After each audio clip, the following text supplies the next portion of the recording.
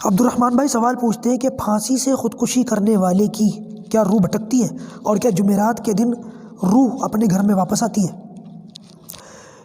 عبد الرحمن بھائی یہ سوالات یہ جو آپ نے کہے ہیں یہ میں سمجھتا ہوں قوم کے اندر اس قسم کی باتیں خرافات کے طور پر چل رہی ہیں.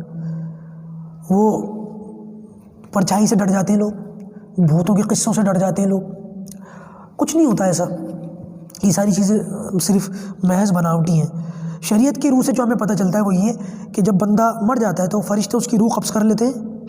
عالم برزخ ایک مقام ہے، عالم برزخ کے اندر اگر وہ نیک ہے تو اس کی جو روح ہے وہ علیین میں جاتی ہے، اور اگر وہ بد ہے تو اس کی جو روح ہے وہ سجین میں جاتی ہے، گناہ گار کی روح سجین میں جاتی ہے. تو عالم برزخ میں یہ دو مقام ہیں، علیین اور سجین. اب یہ کہنا کہ روح واپس آتی ہے یا بھٹکتی ہے، اس کا مطلب یہ ہے کہ بندے کے جسم سے فرشتوں نے روح نکال کے چھوڑ دیا جہاں مرضی جا. یہ ہندوؤں کا عقیدہ ہے، اور غیروں کے ساتھ ان کے ماحول میں رہنے کی وجہ سے یہ باتیں ہم لوگوں میں آ جاتی ہیں. کیوں؟ کیونکہ ہم دین نہیں سیکھتے، علماء سے رجوع نہیں کرتے. علماء سے رجوع کریں، دین سیکھیں، علماء کی صحبت اختیار کریں تو یہ باتیں کلیئر ہو جاتی ہیں، اس میں پڑھنے کی ضرورت نہیں ہے.